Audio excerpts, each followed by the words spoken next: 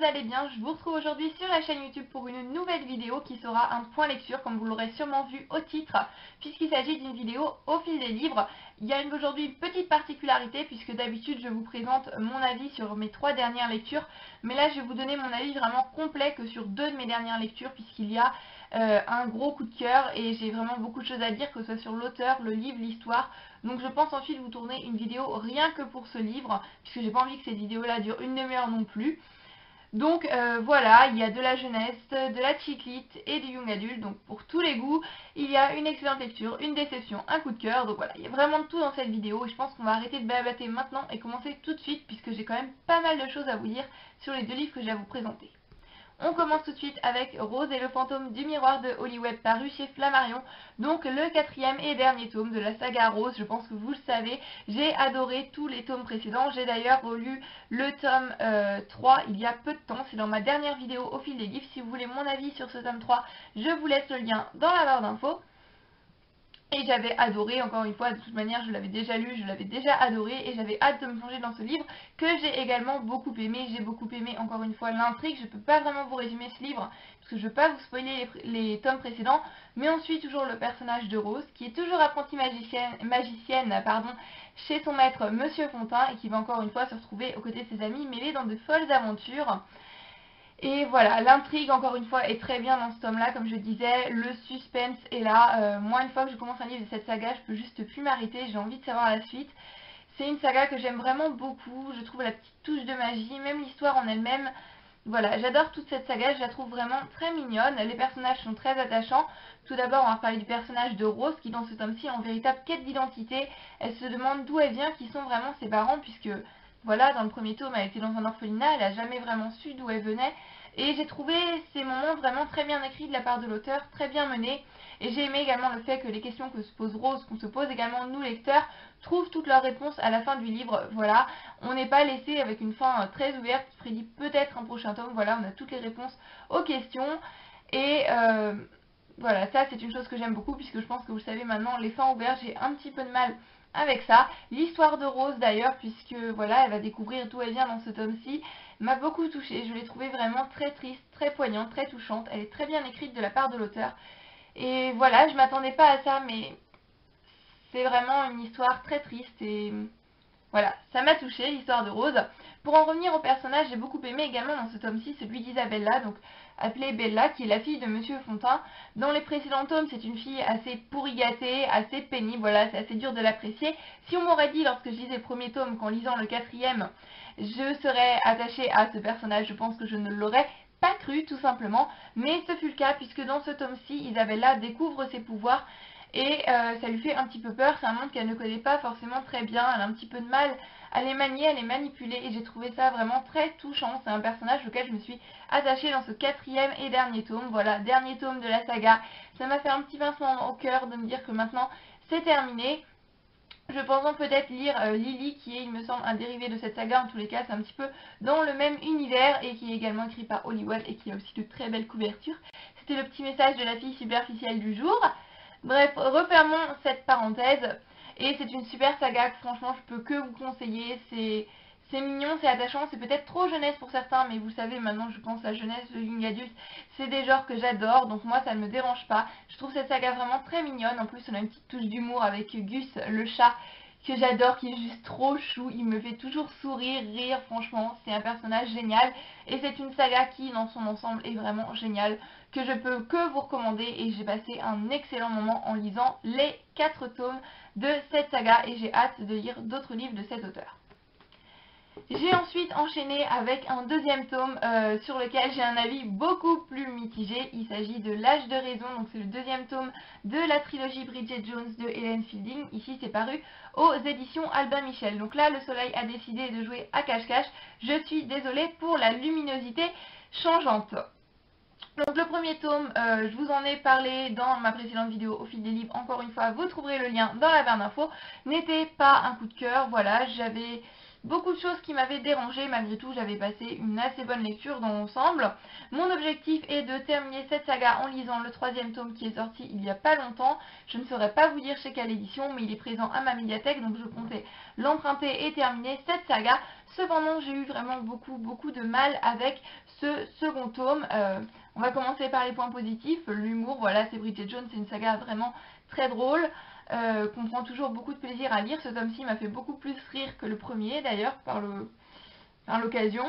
Et j'avais beaucoup aimé également le fait que, enfin, à la fin de ce tome-ci, Bridget se réveille. Le personnage de Bridget, pour revenir dessus dans le premier tome, je ne sais pas si vous vous rappelez, je vous disais que c'est un personnage qui m'avait beaucoup énervé.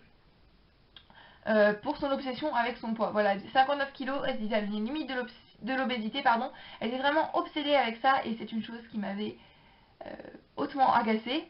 Voilà, je le dis. Mais dans ce tome-ci, il y a toujours ce côté obsession du poids qui m'a agacée, mais il y a vraiment d'autres choses, notamment son comportement puéril dans certaines situations et le fait que, voilà, j'ai eu cette impression qu'elle ne peut pas prendre de décision toute seule et j'ai eu cette impression que c'est ses amis qui dictaient sa vie. Ça m'a hautement énervée. Voilà, ça m'a agacée au plus haut point. Et ses amis, c'est pas franchement des personnages que j'aime beaucoup, donc tout ce cocktail, ça a vraiment plombé ma lecture. Mais il y a une autre chose qui a plombé ma lecture, c'est les nombreuses coquilles que j'ai trouvées dans ce livre qui m'ont énervée. Par exemple, il y a un moment où London n'est pas traduit par Londres, ce qui donne quelque chose comme je me promenais dans les rues de London. Ça m'a dérangé, j'ai trouvé ça étrange. Et il y a un autre moment, plutôt vers la fin, où Marc dit quelque chose genre on a passé une bonne journée et ça doit être comment les gens vivent tout le temps.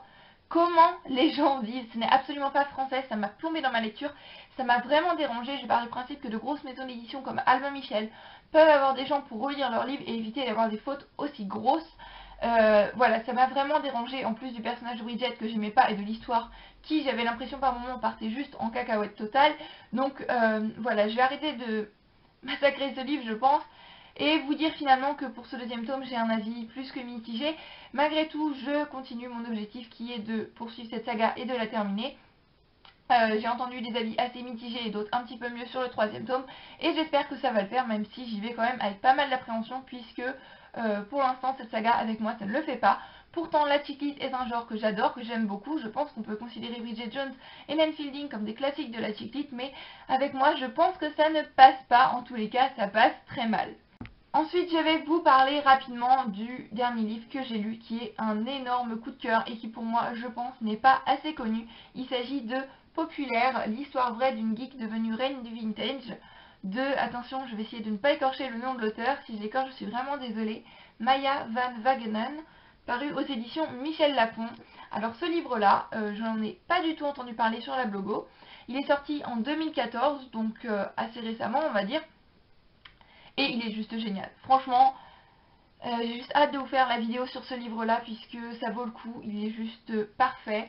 Donc il faut savoir que c'est une histoire vraie comme c'est écrit là. Et Maya Van Wagenen qui est présente sur la couverture est une auteure qui a seulement 15 ans. Voilà, elle est très jeune. Et dans ce livre, elle va retracer une expérience assez incroyable qu'elle a faite. C'est-à-dire lorsqu'elle était au collège à l'âge de 14 ans. Elle était vraiment pas populaire, c'est la fille qui avait de l'acné, qui avait des lunettes, qui avait un appareil dentaire, voilà, et elle s'est lancée le pari fou sur un an de suivre les conseils d'un livre qui s'appelle Guide de popularité à l'usage des ados, qui a été écrit par une top modèle des années 40, Betty Cornell. Mais ces conseils sont donc vieux d'un demi-siècle et elle va décider de les mettre en application à notre époque, maintenant dans son lycée. Malgré le fait qu'elle soit très timide et qu'elle sache que ça va attirer les regards, que l'on va sûrement se moquer d'elle, elle a décidé de le faire et ce journal retrace toute l'expérience qu'elle a vécue, retrace également voilà, sa vie pendant toute cette année. On a des photos qui illustrent plus sa vie, qui permettent de se mettre plus dans l'histoire et qui également nous montrent l'évolution physique de cette dernière, qui est assez impressionnante d'ailleurs. Et c'est des réelles photos. La mise en page est vraiment très bien faite. Voilà. On a des petits paragraphes comme ça. J'adore franchement ce livre. Il est génial. Il traite de nombreux sujets. On a la guerre de la drogue, on a la perte d'un être cher, on a le manque de confiance en soi, la timidité et il est porteur d'un superbe message. C'est un livre, voilà, je l'ai lu en une semaine parce que je voulais pas quitter cet univers. Je voulais vraiment profiter de chacune des pages de ce livre et... Je vais vous lire d'ailleurs deux citations qui sont sur la 4e de couverture.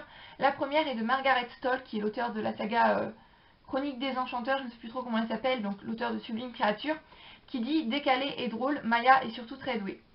Elle incarne la relève, une jeune Green adolescente pour la nouvelle génération, et je suis totalement d'accord. Je pense que cet auteur, qui a le mérite en plus de n'avoir que 15 ans et qui écrit vraiment superbement bien, dans ce livre elle parle également de sa passion pour l'écriture, et voilà, je pense qu'elle a vraiment un talent pour l'écriture, et si elle sort d'autres livres, je les lirai avec grand plaisir. Je pense qu'elle mérite d'être autant connue que certains auteurs comme John Green par exemple. Et je lis avec autant plaisir un livre de Maya Van Wagenen qu'un livre de John Green, si ce n'est même plus. Et le Cosmopolitan qui dit à l'école, tout le monde a sa place. On ne change pas de table comme ça à la cafétéria. C'est pourtant ce qu'a fait Maya.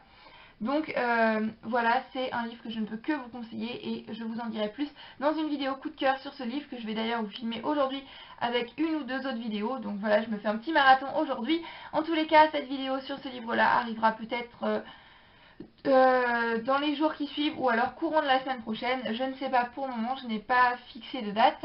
En tous les cas, voilà, j'espère que cette vidéo vous aura plu, que vous aurez trouvé des idées de lecture sympas. Si vous avez envie de lire ou avez lu un des livres que j'ai présenté, n'hésitez pas comme d'habitude à me laisser un commentaire. Je prends toujours beaucoup de plaisir non seulement à lire vos commentaires, mais également à y répondre.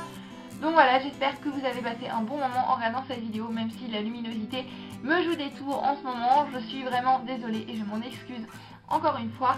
En attendant la prochaine vidéo, j'espère que vous passez une bonne journée, une bonne semaine, une bonne soirée, bref, ça dépend du moment auquel vous regardez cette vidéo. Je vous fais à tous plein de bisous et je vous dis à très bientôt. Bye bye.